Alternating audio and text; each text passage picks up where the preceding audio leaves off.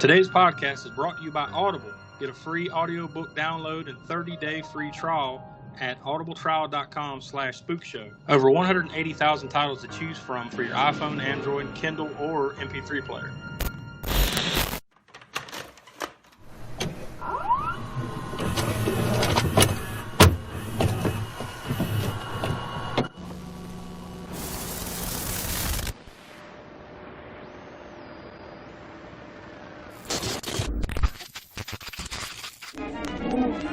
Ladies and gentlemen, prepare for a thrill. We have stories of the dead coming back to life. Tales of the Right evil.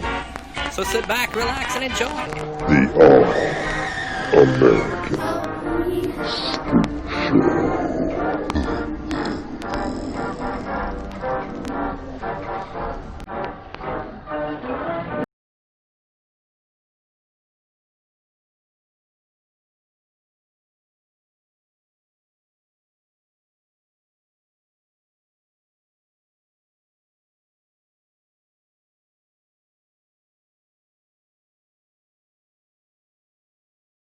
Another edition of the All-American Spookshow Podcast. I'm Josh, and as always, I'm joined with Will.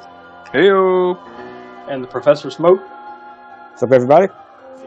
And this week we will be discussing certainly a classic, I guess cult, somewhat, horror classic. And it's got all the legends behind it, too. 1982's Creepshow. It doesn't get much better than this in terms of like the people that are involved and what came out of it. Absolutely, yep. Yeah, I mean, you got George Romero, you got Stephen King, you got Tom Savini, and a handful of well-known actors and actresses in this movie. So it's a nice time capsule of horror. Will, have you seen this before? No, it's the first time I saw it.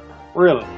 Yeah. Because I don't remember whether we addressed that or not in the last episode. But yeah, so I figured at some point you would have seen it. But Smoke, of course, I know this is the first time you've seen it. What was this word? Oh, creep. Yeah, I kind of heard a little bit of something about it. At some point in the last 40 years. Yeah, this is actually the first movie that we're doing of probably one of my absolute. I pretty much could say my favorite director in the horror genre, George Romero. So that's right. Yeah, we haven't done any George Romero movies yet. Yeah, that's right. Has he done anything besides this? No. Okay. He was just a one-time hit wonder, little indie horror guy that never heard of again. Oh well. But at least he had this one. I've never been to a private screening of a movie where he was doing a Q&A. No. Yeah, where he was actually in attendance. No, we didn't see that. Yeah, we went and saw. What was that we saw where he was when? Dawn of the Dead and The Crazies. Yeah, The Crazies. I couldn't think of the first one. Yeah. Yeah. It was Yeah, The Crazies. Yeah, I got to see that whenever I moved from Charlotte, because that was the year, I forget, I think it was either 2010 or 11, right? Or maybe 2011. Somewhere in there anyways. I just moved out of Charlotte when that happened. I'm like, really? Seriously, I just moved and this happened. I did get a chance to meet him again like at a Mad Monster party in Charlotte here a few years back. Nicest guy you could ever hope to meet. Yeah, that was pretty cool, but didn't he have to bail or something halfway through it? There was something.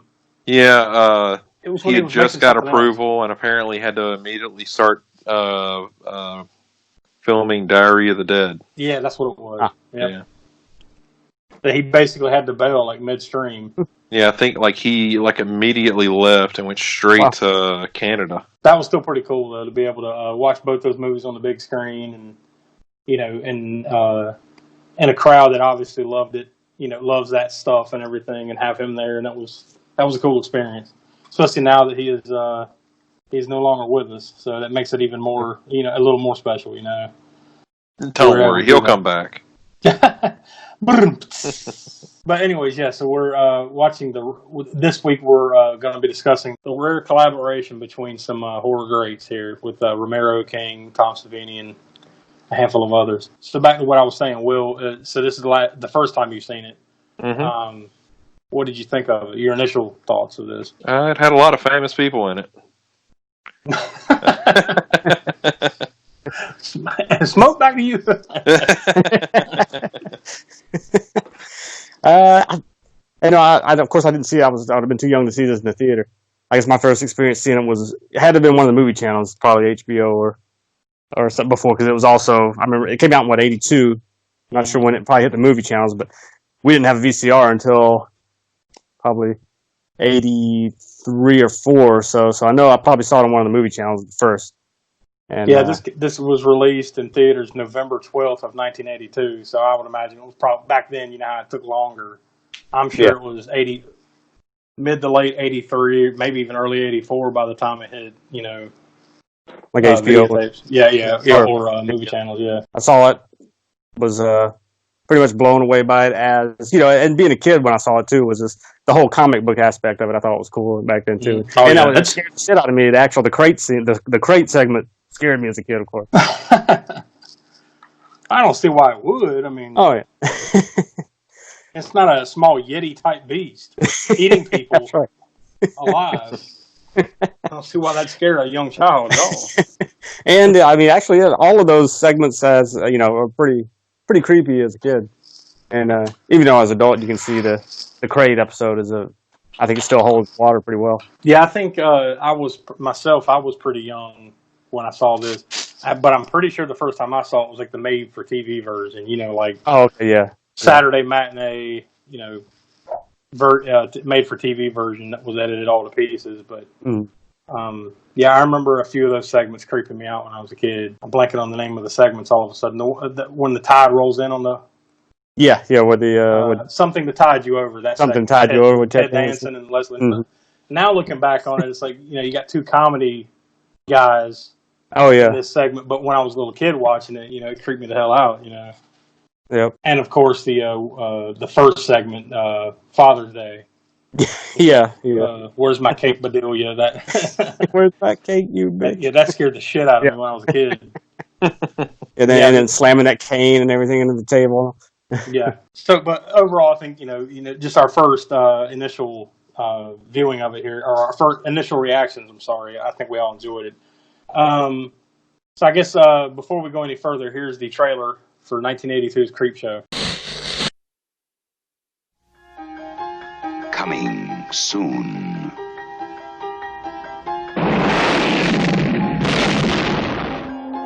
Jolting tales of horror. Creepshow. From the author of Carrie, The Shining, and Cujo. And the creator of Night of the Living Dead and Dawn of the Dead. You'll scream at ghastly ghouls. Cringe at weird kids. And shiver at the doings of evil doctors. This is going to be extremely painful, Mr. Verrill. Creepshow will grab you, grow on you, and give you the creeps.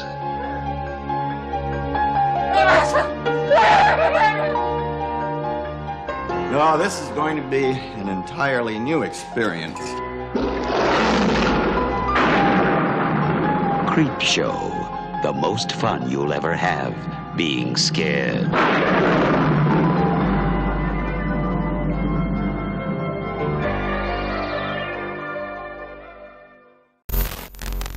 And that was the trailer for Creepshow. So I guess before we go into any of the background or go into the ins and outs of the movie, you guys have you seen anything lately? Been up to anything interesting lately?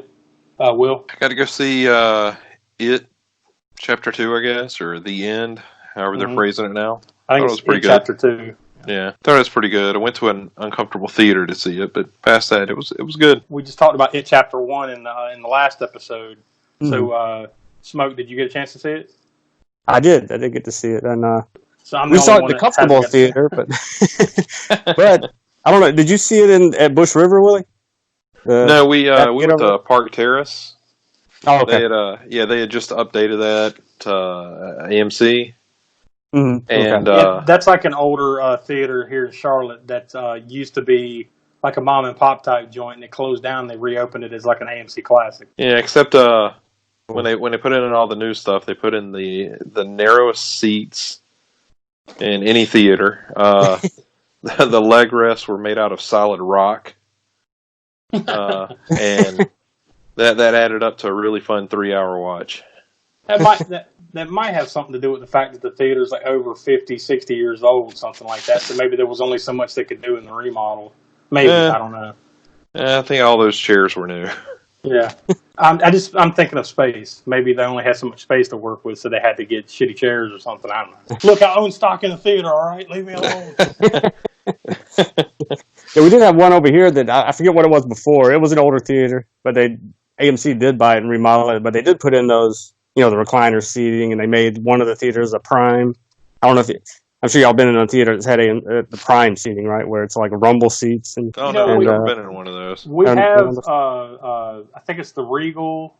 It's one of the Regal theaters here in Charlotte that has that, but I haven't seen a movie with that yet. Okay. Yeah, that's pretty cool. We have of course it's extra. We do that AMC membership thing where you pay $20 a month and you get to see 3 movies a week. And they don't put any stipulations on whether it's a 3D movie or, prime seating or IMAX, although unfortunately we don't have an AMC IMAX theater where I'm at. But they do have the prime, and that's pretty cool, especially if you don't have to pay the extra for it. It's recliner seating, and it's got the rumble. Anytime there's like a bass, type scene, an action scene or whatever, the seat rumbles. So. That's pretty cool. Yeah, I intend on trying to take advantage of that one of these days when I can actually get out and see more movies on the regular again. I'd like to get like one of those AMC passes or the Regal passes, where you can go to the movies basically like every day, right? Oh, yeah. We started out with that movie pass, of course, whenever that. Basically, not when it first started, because I know movie pass was like pretty expensive when it first started, and it was kind of a select thing where you really had to be seeing a lot of movies to take advantage of it. Then they, of course, it dropped down to like, $10, I think, at its lowest point. Lowest, price point, and then everybody jumped on it, and then that's when everything blew up, and they started having all those issues and everything. Yep. I had it for a time, right then when everybody was jumping on it and kind of screwed the pooch. But news just recently broke out about that they're shutting it down. Yeah, that's what I heard too. Yeah, I think as of like mid-September, it's done. Yeah, we jumped off that boat a little while back. Once all that stuff started happening, and we found out about the AMC. Well, its place in history is solidified in that it changed Regal and AMC and these other theaters changed their business model and made them, they may not have done it the correct way, but now these other companies have, stepped in and had their own deal. So it'll hold its own little special footnote in movie history, I guess, or if nothing else. So, other than it, Chapter 2, have you seen anything else lately, or? That's about it.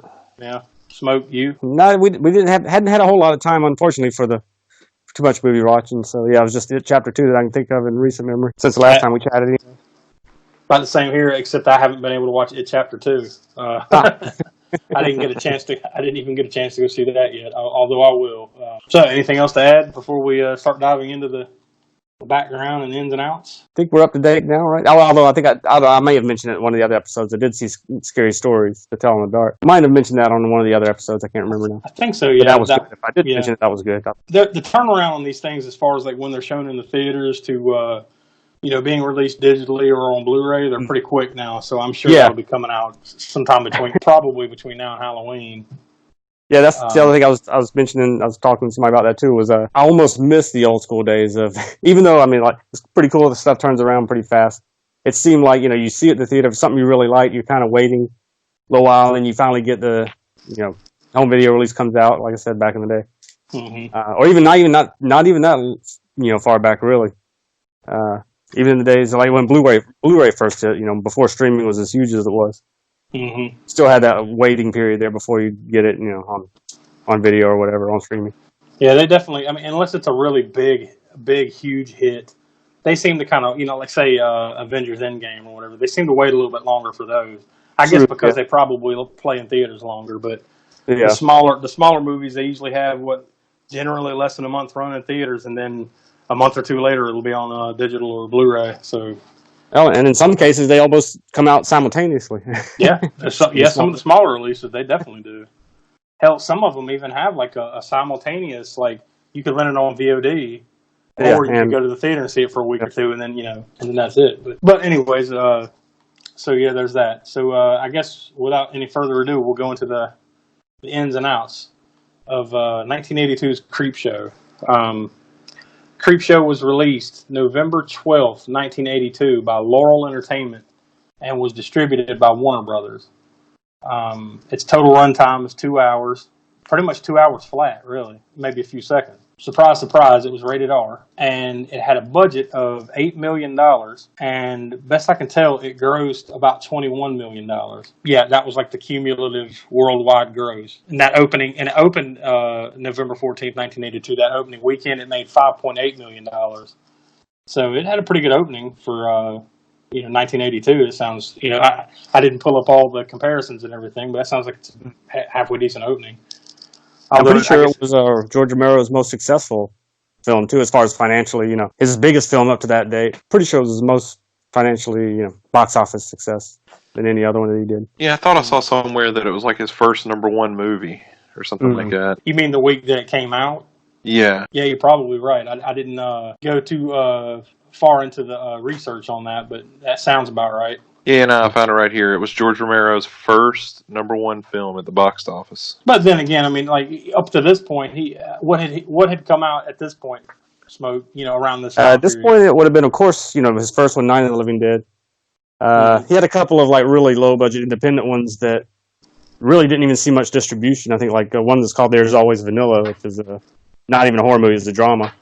Mm-hmm. And, there was Martin. That was, I don't know if y'all seen that one. Love that one. I think that was a pretty underrated one. Vampire-related type movie. And then Dawn of the Dead. And I believe Night Riders. Y'all heard of that one? That was also another one, kind of a personal favorite, which is Savini also kind of has a starring role in that one. Mm-hmm. As well as Ed Harris, who was in Creepshow. Yeah.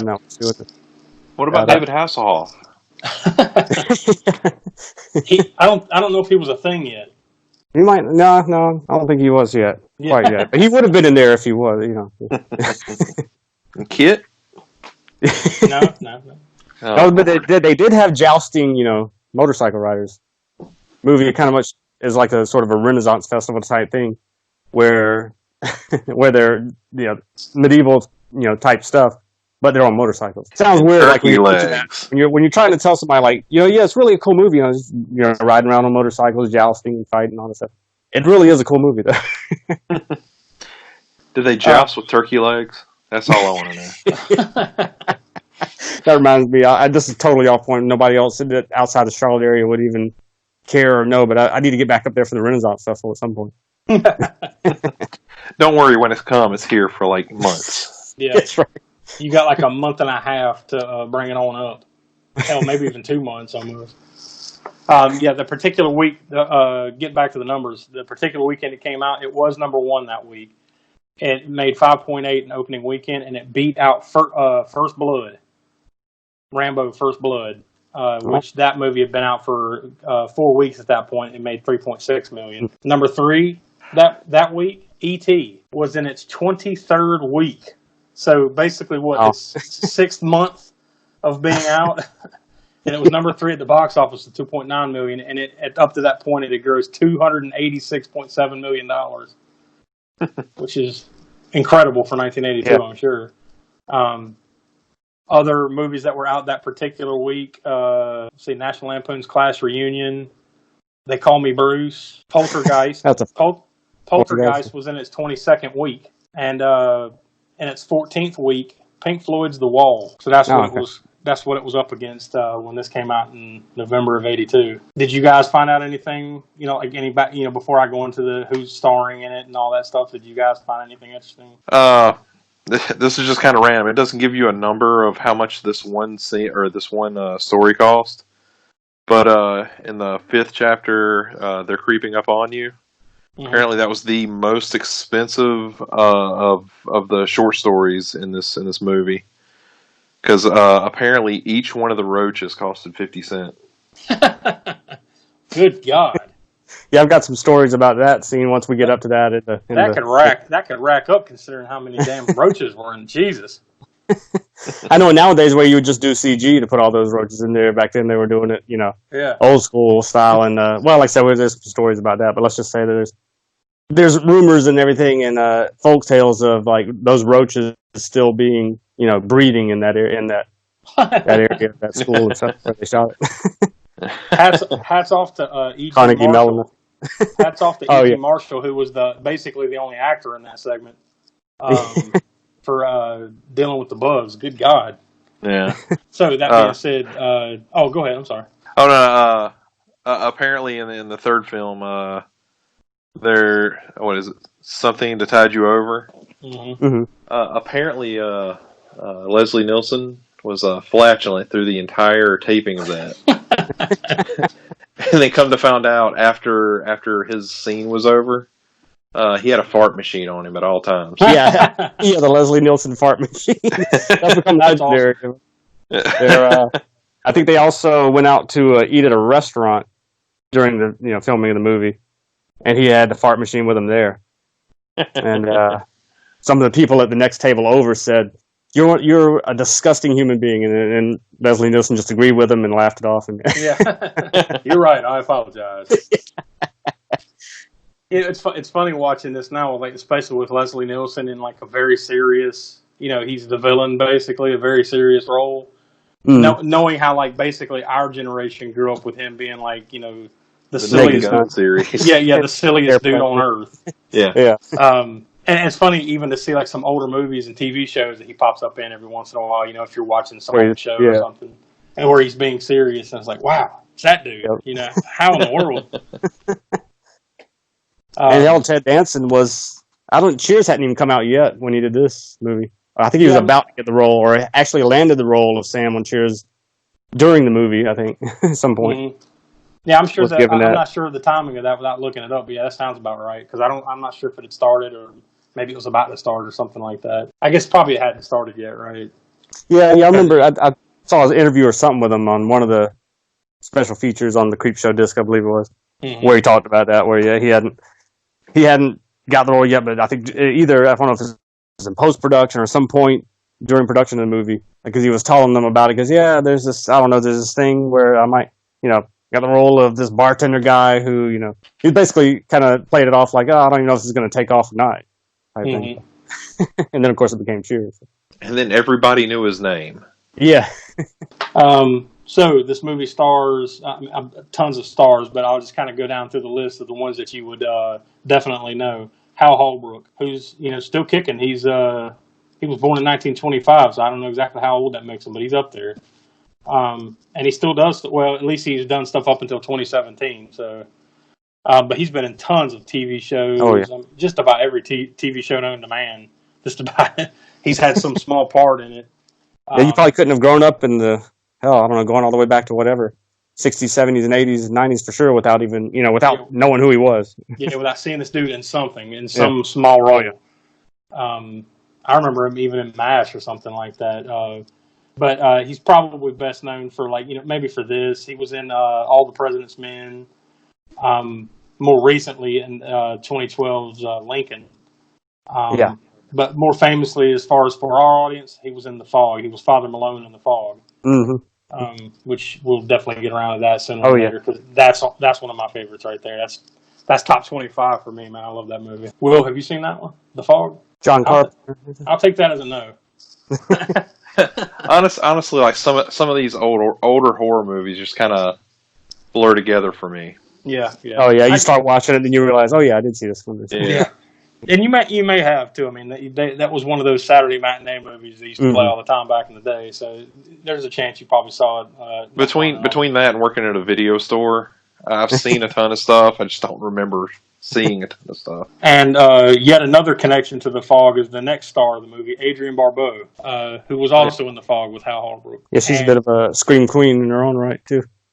Oh yeah. I mean, yeah, you'd know her from obviously The Fog. She was in Escape from New York. Swamp Thing. Yeah, Swamp Thing. That's right. Yeah, the first one. Was she in the second one? I can't remember if she was in the second one. The second one I have not seen, of course, nearly as many times as I've seen the first one. Yeah. And I might have only seen the second one once, but I can't remember if she was in or not. Yeah, I'm looking real quick. I don't see her.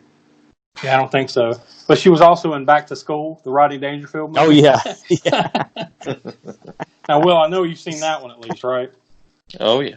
Yeah. Isn't that the one where he's like where he has to go back a college swimmer or something like that? Yeah. Or a diver or something like that? Yep. Yeah. Or at least that's a part of the movie. Yeah, like Yeah.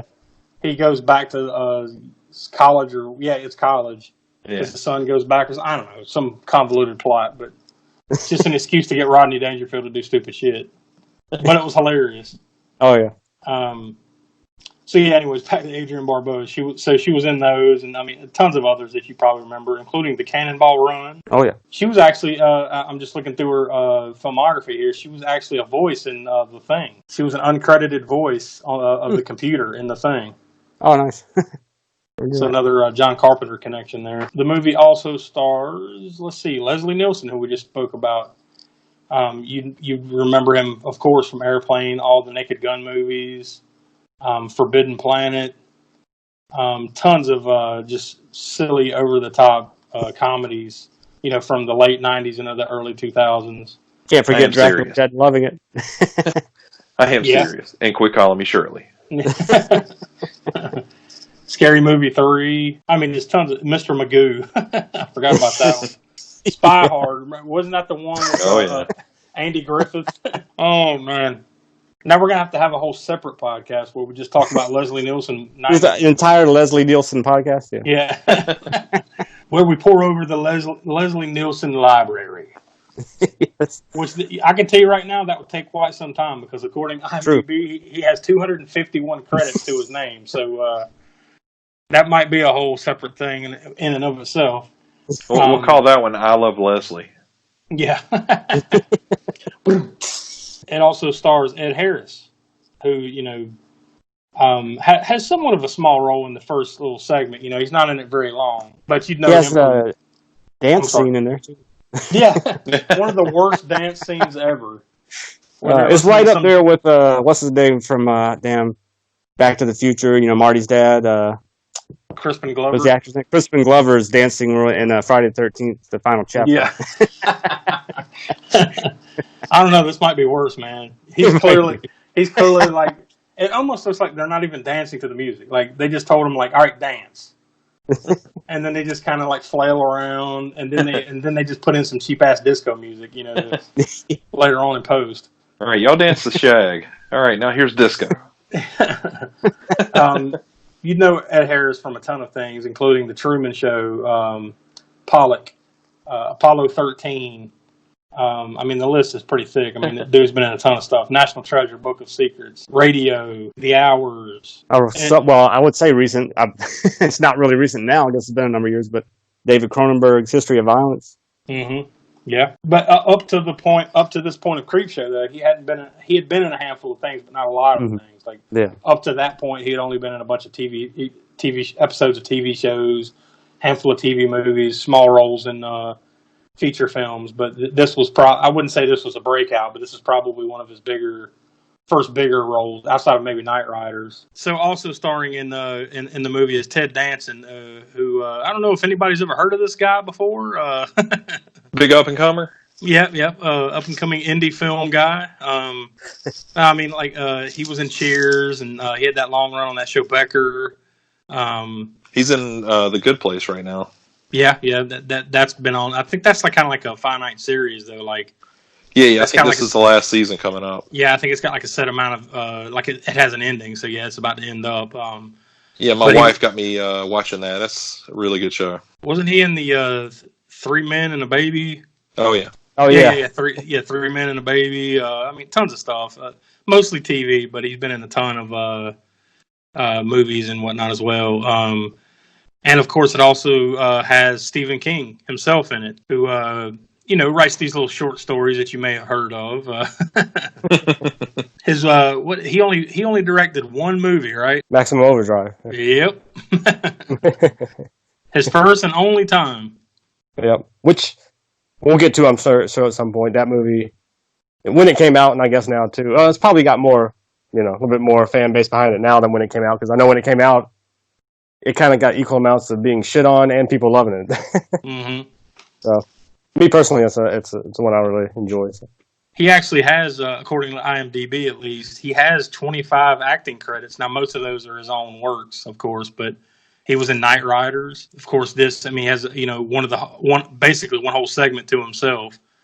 In this one, The Lonesome Death of Jordy Verrill. He's got a bit part in Maximum Overdrive, which, like we just said, he directed and wrote and everything. He has another segment in Creepshow 2 as well, which I'm sure we'll get to eventually. And then, a bunch of other stuff that he has bit parts and things that he wrote for the most part. I'm just looking through the list. He actually had an appearance in an episode of Frasier. That's random.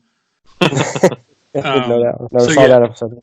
Apparently, I haven't seen it yet, but apparently he has a bit part in It Chapter 2 as well. He does. Yeah. So that's and of course he wrote the screenplay for this, right? For this one. Yeah. For Creepshow. Yeah, he wrote the screenplay for this as well. In fact, I know the story that he was in. Was it the Lonesome? Was it the full story? The Lonesome Death of Jordy Verrill. Death of Jordy Verrill. Yeah, I think it's based on Weeds, a short story he did. Yeah. Before this movie, I know most of the ones in this movie are kind of sort of original writings for the film itself.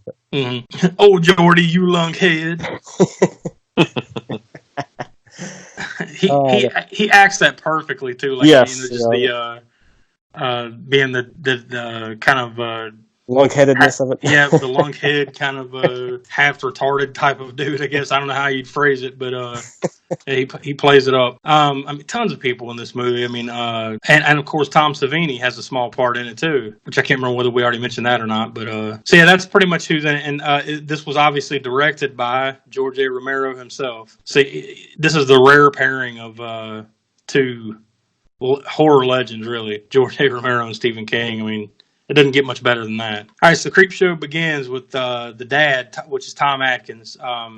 He's berating his son over reading comic books and then just slaps the shit out of him. I mean, he's just running him down. He slaps the shit out of him, takes the comic book outside and throws it away in the trash can. Then it goes back up to the kid, like in the room, like, he's locked in his room now, or whatever, he's grounded. And the kid's like, he says something creepy or some shit, right? It's almost like he summons this fucking demon to the house. And then you see the creeper, I guess it is, whatever you want to call him. He's kind of floating outside the window. And then it goes back to the comic in the trash can. Then you get the opening. You see the logo, Creepshow, and then the opening credits are animated, which I thought these were really cool looking. Yeah. I could actually go for seeing an animated Creepshow series, too. It would have been cool if they'd done that. Yeah. Didn't they have I was just gonna say it was really cool, like how they went from story to story and just made it like a bunch of short stories in the comic. Like it was a good natural smooth. It was a good natural smooth transition for being able to tie these together. Yeah, Romero and King really did a good job with playing up the comic book aspect of this, which I don't know through the lighting too and everything. I mean, not just that obvious comic book panel sort of scene that sets, but just throughout, just the lighting and everything, cinematography. Oh, yeah. Even the way it was, like, you see it especially even more so in a couple of them, like the Jordy Verrill one and the other segment with Leslie Nielsen, which I'm blanking on the name of the Something That Tied You Over. Yeah, that segment. You really see them played out with the lighting and the colors and everything. They really lean into the, like you said, the comic book aspect of it. Mm-hmm. Which I'm sure King wrote too, and then Romero just really, he really shined on that. Because I know that they're both huge fans of that. The whole EC Comics thing, when they were young. Yeah. That was the other thing. That I don't know if we really got into the comic book aspect of this, of what it was. That it was an old EC comic, which EC stands for Entertaining Comic.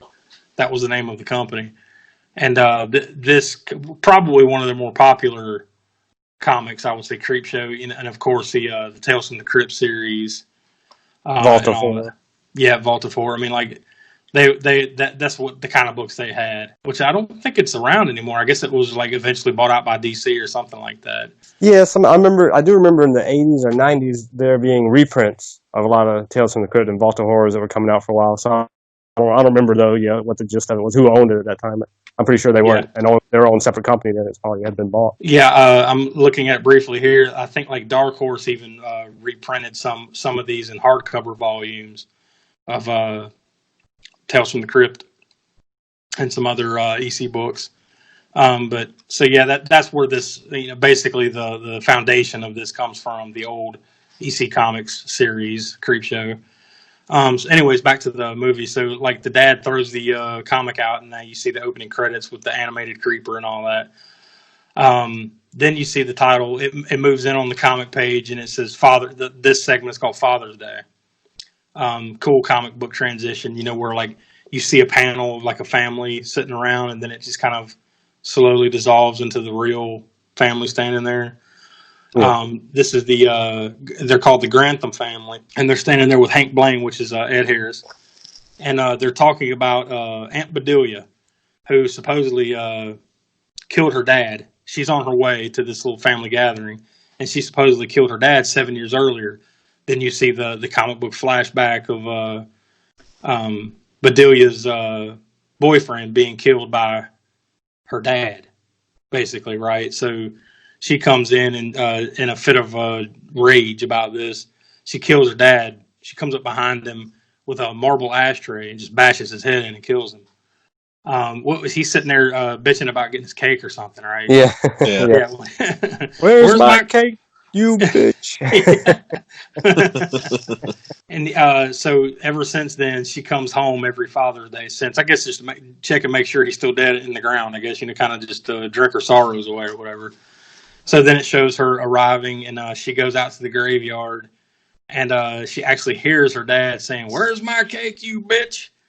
And then that's when you actually see the flashback of her killing her dad. She's just cursing him and everything, and then all of a sudden a hand comes out of the ground, and he asks, "Where's my cake, Bedelia?" And then just chokes her out, kills her right there. Then Hank, the one of the girl, her boyfriend, he's out smoking, and he's looking for because Bedelia hasn't come in yet. It's nighttime now, and they're all waiting on her to eat. So he's out there smoking, and he's looking around for her, and he walks out to the graveyard. Then he sees the bottle of Jim Beam on the ground. He leans over to pick it up, and then he trips into the grave. And then as he's laying there, the tombstone moves. It just kind of keeps moving, and he looks over, and then Aunt Bedelia's body just kind of rolls over and is right beside him. Then you see like the corpse of the dad standing like down at his feet or whatever. And how's the tombstone moving? That's the part I didn't connect here. Like, is the dad just like, the corpse dad? Is he pulling? Yeah. Like, does he have some kind of power where he's pulling it, or is there something else behind it pushing it? I guess it doesn't matter. But either way, the tombstone just falls over on Hank. He's dead. Sylvia, I think that's the older lady that's inside the house. She's looking for the maid, and she goes into the kitchen and finds her dead, and then turns to see Nathan's corpse. That was the dad's name. His name was Nathan. She turns to find Nathan's corpse standing there, and he just grabs a hold of her and snaps her neck. Whap! She's dead. Then Cass and Richard, which is like the spoiled kind of like kids or whatever. They're not kids, but you know what I mean, like 20-something, whatever, the spoiled rich kids. They come in, they're still looking for her. Now no one's around, so they start to search around. They go into the kitchen, and then a corpse walks in. The corpse walks in of Nathan, and he's got Sylvia's head on the platter with like candles sticking out of it, stuff, and icing and stuff. I found my cake. Happy Father's Day. And they're just, and it's kind of like a freeze, Yeah, and then that perfect transition out to the comic book panel type thing. Yeah. What did you guys think of this first segment? Very entertaining. Yeah, it was interesting. Like I didn't know what I was exactly getting into when I started watching this, so this kind of sets the table. For you, the listeners of the All-American Spookshow Podcast, Audible is offering a free audiobook download with a free 30-day trial to give you the opportunity to check out their service. Will, you got any examples of some stuff maybe people can go and download with their Audible trial? Well, I'm on the website right now. They've got the complete fiction of H.P. Lovecraft. They've got, it looks like 2 different omnibuses of his stories. There's a ton of stuff on here. Dream of the Witch House, The Case of Charles Dexter Ward. It looks like there's about 47 different books you could download. So any fans of Reanimator that are listening, that's the guy that wrote that. So you know there's tons of that of his stuff available on there.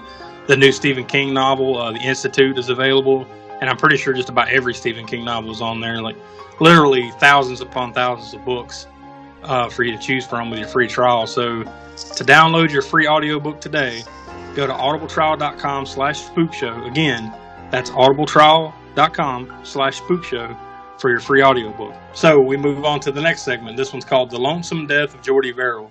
Now this one's just, like I said, it's literally pretty much a one-man show of Stephen King. He's Jordy Verrill. And he's kind of standing out in the yard or something. And he sees a meteor crash. And then he says, well, I'll be dipped in shit. And there's a lot of funny little things he says throughout this whole thing.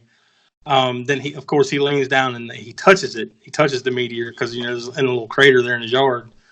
And then he has this dream sequence of going to the Department of Meteors and how much money they'd give him, for bringing it in. And then he kind of snaps out of it and he looks down at his finger and his finger has these big water blisters popping up on it. So then he goes and gets a bucket of water or something and he pours it on top of the meteor and it cracks open and this blue liquid comes pouring out. And he's like, oh, meteor shit. I think he has that line a lot when I was younger. As a kid, when I saw meteor shit. Meteor shit. I still do it. I think he has another dream sequence too of how he just fucked up his payday or something, right? Now he goes to meteors. And nobody's gonna want to for a split meteor or a broken meteor. Oh, Jordy, you done fucked up now. So then he goes into the house and I thought this was funny how he's watching some old WWF match on TV. And you start to notice that grass is starting to grow everywhere, and it's on his fingers too. Then I guess he has a moment where he's about to call the doctor, and then he has another little daydream of that the doctor's just going to cut his fingers off. So he's like, nope, not calling the doctor, So then you just see that this grass or fungus or whatever the hell it is, it's spreading, and it's on his tongue too. I guess from where he was licking his finger, putting his fingers in his mouth. He falls asleep, and then when he wakes up, it's worse. Now he's covered even more in it. He goes in the bathroom and starts running the tub full of water or something, right? And then he sees I guess once again he's daydreaming, and he sees his dad in the mirror telling him not to get in the tub, but he decides to just get in anyways, and you can hear him oh, that's better. Then you kind of fast forward to the next morning, and now you see that this stuff it's everywhere, and now he's covered in it, and he picks up a shotgun, and it's something I don't want to be. He says something right, don't let me be unlucky this once or something like that, right? Yeah. And he cocks the shotgun and blows the top of his head off. And his voice is all warbled because of his voice box being plant now. Yeah.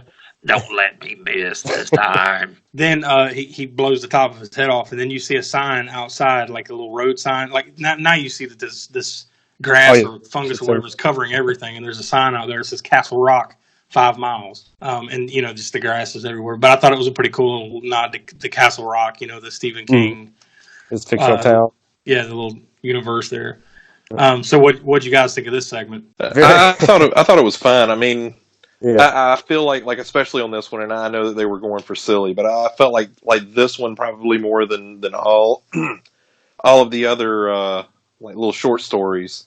If they would have went serious on this, I thought this could have been really good. Yeah, I mean it definitely could go that way. I mean, if they were trying to play it for less of a comedic effect, it would be genuinely terrifying. If if something like that would have really happened to you, they could have taken it in that more alien outer space horror type stuff.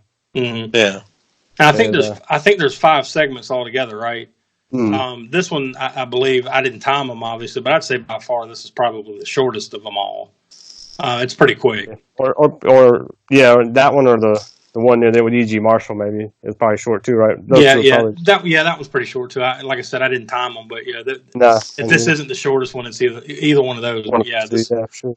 Not nearly as long as the crate. That one's pretty long. That's by far the longest segment out of all of them. But I kind of like that too. I kind of like that they do play around with the time, because you see a lot of anthology type horror movies, and a lot of times they're given kind of equal share as far as the time. I think it kind of adds to the comic effect too of when if you're reading something like Tales from the Crypt or that type of horror comic, not all the stories are exactly 6-7 pages. Some are a couple pages. Some might be 4 or 5 pages, whatever. So I think it adds to that too. When I used to read these comics when I was younger, that's the way they play. They were usually kind of quick to the point. It was a normal 25, 30 page comic, but there'd be 3 or 4 stories in the comic. So a lot of times you get that main one that's whatever. Sometimes half the book might be that one. and then 2 or 3 on this other one, and maybe 4 pages on another one. But, there'd only be like 3 or 4 pages long. Or there'd be just 1 page. Remember the little single page sort of, joke thing or whatever, gimmicky type thing that they would throw in there. Yeah. Just be a one page thing.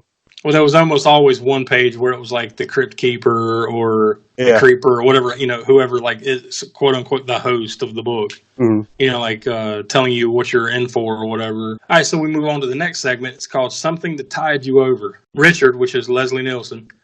Once again, tough to take him serious. And it's and it's funny, too, how you can even see like the comedy bleeding in, whether he even... he's even, noticing it or not, that it's just there. And a lot of times too, if you had never seen, if you had never seen him in Naked Gun or Airplane or any of those movies, and you watched him in this role, you might not necessarily, until certain parts come up where he's blatantly, obviously being, funny. Yeah. I don't know. He's like kind of like you have it in your head from seeing him in Airplane and all those movies that any little like body movement he does, you're like, oh yeah. You can see him in those roles, So in this segment, Something That Tied You Over, Richard, Leslie Nielsen, comes to Harry's door when Harry is Ted Danson. And he says he should listen or something will happen to Becky. And that's Richard's wife, who apparently has been cheating with Harry. So he says, you come with me. He takes Harry to the beach.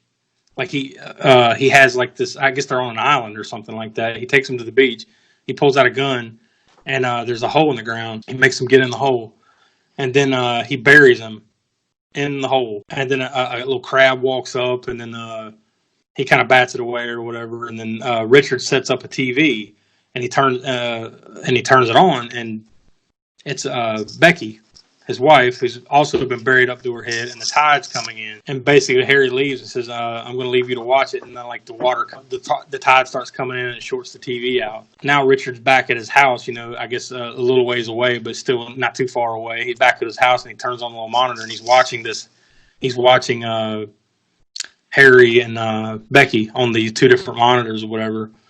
And Harry looks straight at the monitor and says, I don't know how, but I'll get you back for this. And then this is a pretty cool little shot of like now the tide has come completely in and Harry's underwater, but his head is like underwater, like glowing.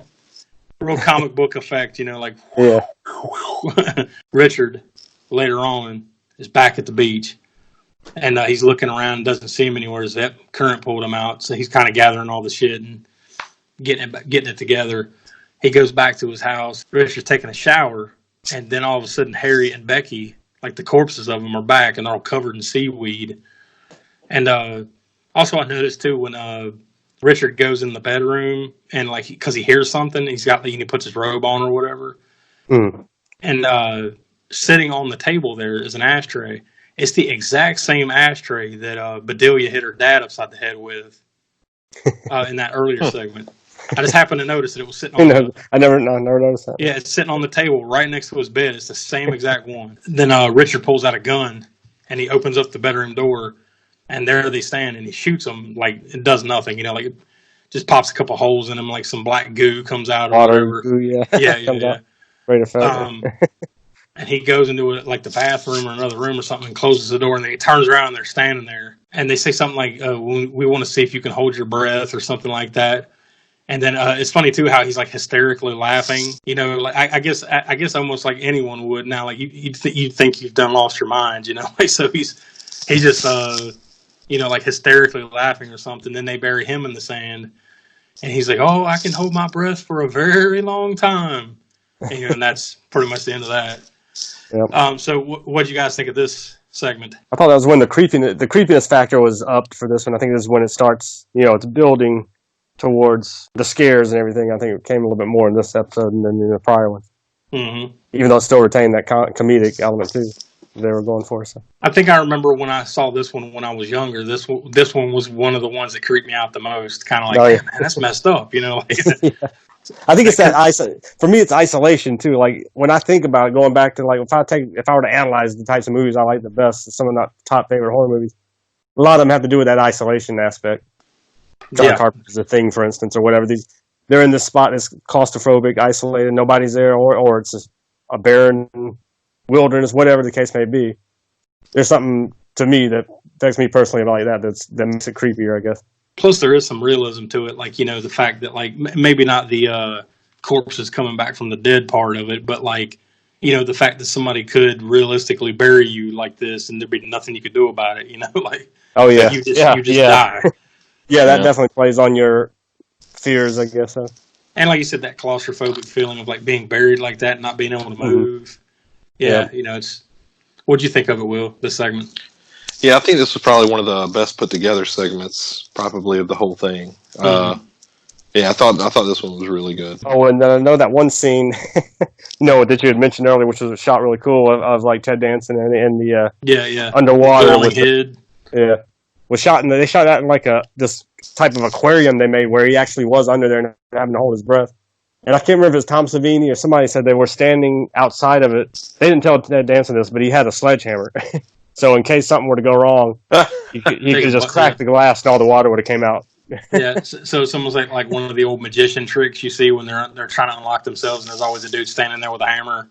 Yeah. You could tell that was real too. Like, obviously this is 1982, so it's before like a lot of CGI type stuff. Yeah, but, very practical stuff. But you could tell though that, like, as far as him being underwater, that was real.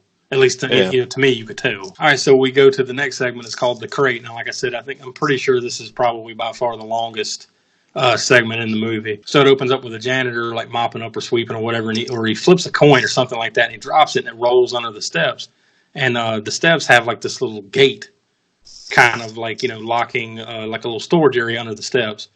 And he looks in there for the coin, and he sees a crate. Then you cut to one of the professors. His name is Dexter. And he's talking with Henry, another professor, which is Hal Holbrook, which we talked about earlier, and his wife, Wilma Northrup. That's what they are, Henry and Wilma Northrup. And Wilma is Adrienne Barbeau, which, once again, we talked about as well. She's kind of the loudmouth of the party, kind of being real brash and loud and, just altogether annoying. Of the party? Yeah. The loudmouth, whatever the hell they're at. What is that? Shindig. They got it right. Yeah. Well, no, I just meant like, it kind of seems like her character is just like that all the time. Yeah. Well, true, yeah, but at this point you don't know that yet. So yeah. The janitor, with the coin thing or whatever, he calls Dexter about the crate. Like, he saw this crate in there. So Dexter's like, all right, I'll come on down and check it out. Then you cut to like Henry and Wilma back at home, and Henry has this little dream sequence where he or no, they're not home yet. Henry's like, I guess he's daydreaming or whatever. They got a lot of these little weird daydream sequences in this. If you put it together. But he has like this dream sequence, I guess, where he basically just pulls out a gun and just shoots her dead right there. And then everybody just kind of looks at him and just, all right. They just start clapping and stuff. Then he kind of comes to. Excellent shot. Yeah. Then he kind of comes to, and obviously this didn't happen. Then Dexter arrives at the school, the university that they work at. I assume, because they never really address it like directly. I don't think that like these two dudes are professors at this school, but you kind of put two and two together, I guess, right? Mm-hmm. So Dexter arrives there to take a look at the crate. They go and take the crate, and they kind of start to open it, and then the janitor feels it move. Then back home, Henry is still daydreaming about killing his wife, Wilma.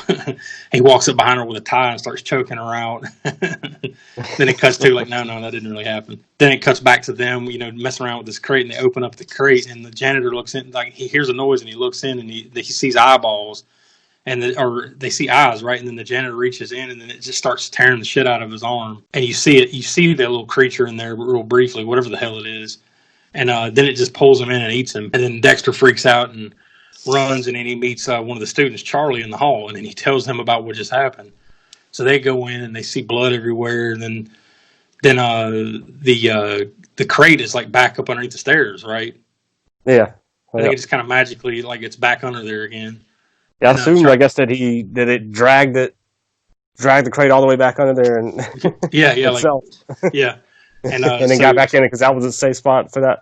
Yeah, I think they did say something about that. Like, this must be where he's comfortable. He's been under there for so long, So yeah, like, the crate's back under there. So Charlie goes in there to kind of investigate, and then the beast just attacks. Like, it like claws him across the face or something, and basically instantly just fucks his world up, and kills him. Then Dexter runs out and goes to Henry's house to explain, and tell him what has just happened. Henry's just kind of nodding and listening to the tale, and then he goes over and fixes him a drink and like slips him a pill, knocks him out. and then locks him in the room, and then goes to the university to see what's going on and clean it up. So I guess now he's done concocted this thing now he can use this to his advantage because clearly he wants his wife dead. And even though he wants to do it, he doesn't want to do it. Yeah. Well, I guess he has now found a convenient way for this to happen, right? I guess. So now Wilma comes home. She's been out drinking or whatever the hell she's been doing somewhere. She comes home and she finds a note explaining that Dexter's in trouble and he wants her to come help out down at the university. So she goes down, or she comes to the university, and he wants her to look under the stairs. Like Henry's there, and he's explaining the situation. Says that Dexter basically slapped this girl around. One thing led to another or something, and she's hiding under the stairs. So I want you to go over there and try to talk to her and get her to come out. She goes over there and like, what the hell? What is this? And then he pushes her in there, and then it doesn't do anything. Like it doesn't come out or anything. And, so she starts running him down again.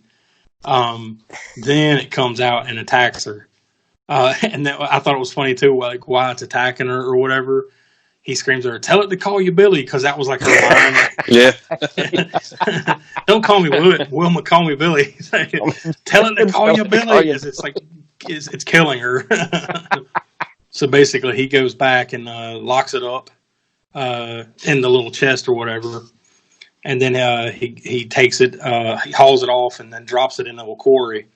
And then he goes back home and tells Dexter about what happened. Basically, like, are you cool with everything? Like, yeah, basically they kind of just agree to, like, what happened. Let's just move on from here, Then I think you see it, like, down in the quarry or whatever, right? And it busts out of the crate. Isn't that kind of the end of the segment, I believe? Yep. Yeah, you see it coming out of the crate. So what did you guys think of this one? Like I said, this was the longest of the ones, but I thought it was pretty good. What do you guys think? Yeah, as a kid, even now, I guess I'd say that's my favorite segment of the series. It was the one that creeped me out the most as a kid too. Creepshow, get it? Give me the creeps. Yeah. Well, what'd you think? Yeah, I thought this one was pretty good. It definitely it felt longer to me than the other ones, and I'm sure it was. Well, it was, yeah. But it just sometimes you sit there and you watch something and 2.5 hours feels like 30 minutes. Yeah. This one definitely felt longer. I didn't actually, like I said, I didn't time these things out, but I'm pretty sure when I looked at this, when it was playing, and then when I looked when it ended, I think it was over, give or take, around 40 minutes of a 2-hour movie. So this was by far the longest segment of the movie. But it moved though. I mean, it was a good little story. So it's not like it dragged or anything. It was a fun little tale. I know the creature's nickname was Fluffy. That's what Tom Savini. Oh, is that what it was called? On set, and Savini was like, he gave it that name, Fluffy. That's what they called it. It was the first movie he was able to do monster effects for. He's always, he's been known as the king of splatter. He's always did the gore effects and everything up to that point, and this was the first one he was able to do a creature effect on. I saw somebody somewhere posted up like they had some masks. Apparently, there was like some limited edition masks from this movie. And one of them was this Fluffy or whatever you call it. One of the masks was that. Another one was it Nathan from the first one? Where's my cake, Bedelia? It was his mask. Oh, yeah. And then the third mask I saw was like Ted Danson's mask, except obviously. The one with the water zombie. Yeah. Was that Trick or Treat Studios? Maybe they did those masks. Possibly, I don't know. I didn't see who made them, but there was some really good masks. Yeah. All right, so we come up on the final segment. It's called "They're Creeping Up on You." I'm blanking on what his name was. Would you say E.G. Marshall? Yeah, E.G. Marshall. His character in this is called Upson Pratt, and he's kind of like this rich billionaire recluse type dude. Who's the guy that was like notorious for being like that I'm thinking of? That was like yeah. He used to wash his hands all the time. Howard Hughes. The Aviator movie was Howard Hughes. Yeah, Howard Hughes. Yeah. So I guess it's kind of like what they're playing on. Like he's kind of like this weird, eccentric Howard Hughes type germaphobe. Guy. Yeah, he's a germaphobe. And he's freaking out over bugs and germs and shit in his house, and he's got like this like a penthouse apartment or something that's just totally like a sanitary. All white. Everything's white. Everything's white. It's like he's living in a insane asylum or something, and which I guess basically he was. And he's doing business like over the phone because obviously he won't do anything in person. I guess so he does everything over the phone. He's got like this whole like little technological phone bank type thing in front of him. And another one of the business guys that he's doing business with, whatever, the dude like shot himself. He killed himself. And then the dude's wife calls and like bitching him out because basically I guess she blames him for her husband shooting himself, and he's just an asshole about it. He's just being a fucker when she calls to say something about it. And he's finding, and then like he starts seeing these bugs like more and more as this story goes along. Like he's seeing these roaches. It's a few at a time at first, and then now they're just starting to pop up everywhere. He pulls out some food to eat or something, and they're in the food. So then he calls a maintenance man to, come take care of this, and he says he'll call the exterminator. And then the power goes out, and then there's just bugs all over the place. The emergency power flickers back on, and now there's more bugs in there. So then he goes into this sealed room. He has like this little, I guess it's like almost like a sealed panic room or something. Yeah. And then the bugs, he's like, I'm safe from all the bugs. And he pulls back the cover, and then the bugs are just all over the bed. Yeah, you see that thing writhing before, so you already know. Yeah, you see it moving. I know what time he pulls it back, and there's tons of cockroaches. Just covered in roaches. Then, like, he just gets inundated with these roaches. Like, there's just tons of them in there. They start busting out of them, too, right? Like, they get under his skin or something like that, and then they just start coming out of them. It cuts right to, like, what is it? It cuts away from him after the power had gone out and all that stuff. Then the power come back on, right? I think that's what it was. Yeah. And then it shows his body just motionless on the floor. So you see he's dead. And then they start. He just come out. And then this little sealed room is just full of them. I mean, like, there's thousands of them in this little glass room. So that's kind of the end of that segment. And then you go back to the house from the very beginning of the movie. And then you see two trash men. They find the comic book and they're kind of talking about it. And one of those trash men are Tom Savini. Then there's a coupon in the back of the comic book for a voodoo doll. And the coupon has been cut out. Then you cut back to the boy upstairs in his room. He's got the voodoo doll and he's stabbing it. And like, he's basically voodoo dolled his dad. And he's hurting the doll and his dad's hurting like, and then that's at the end. That's the credits. So what did you guys, I guess Will, we'll go to you first. What did you think of it? What's your star rating here? I thought it was pretty solid. Again, like coming into this movie, I was expecting it to be, I guess, a little bit more suspenseful. Mm-hmm.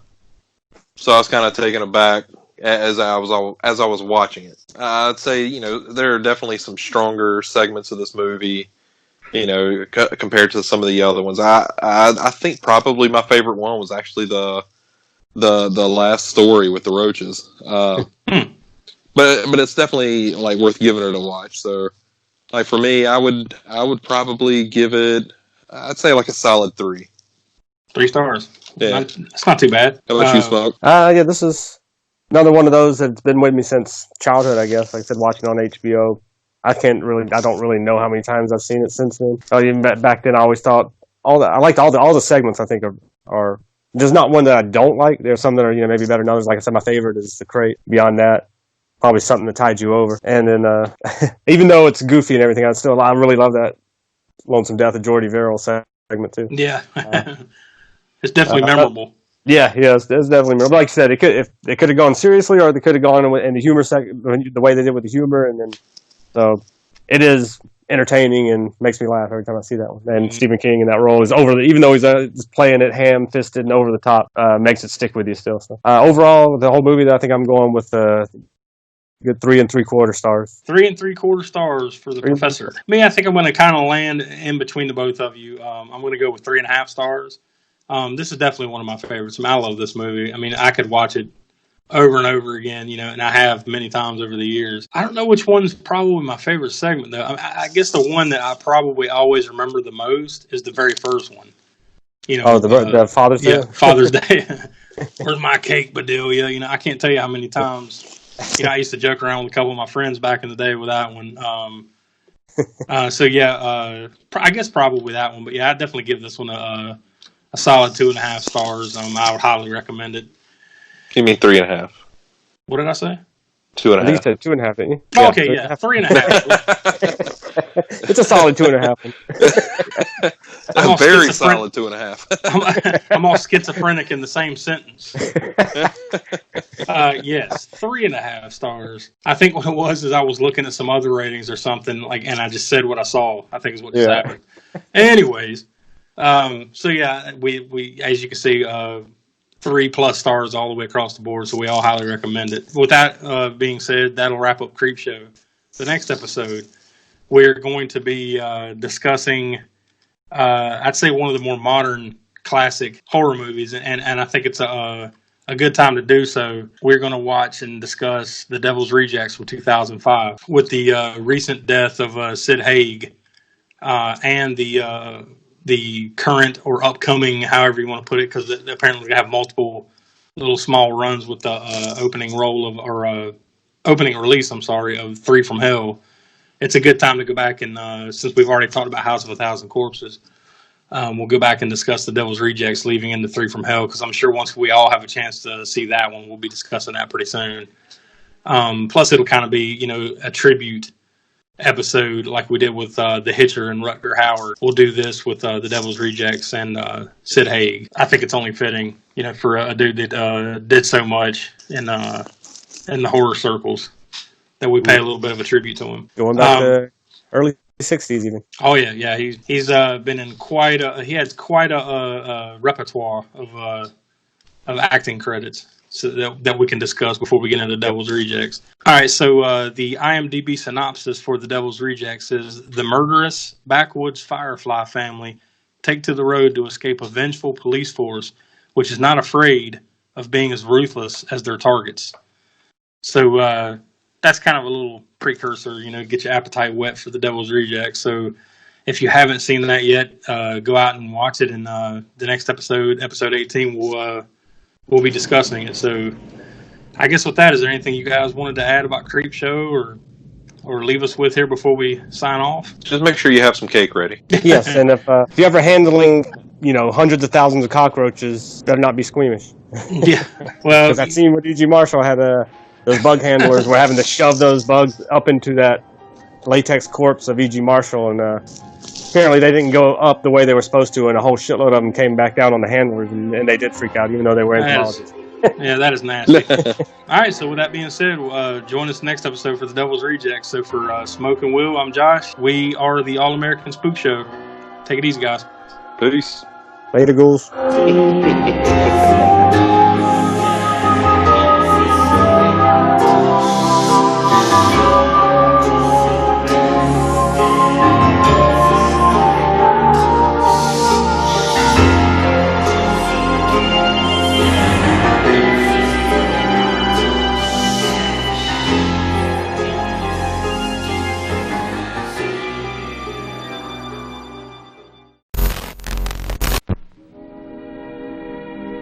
And now, folks, it's time to say goodnight. We sincerely appreciate your patronage and hope we've succeeded in bringing you an enjoyable evening of entertainment. Please drive home carefully and come back again soon. Good night.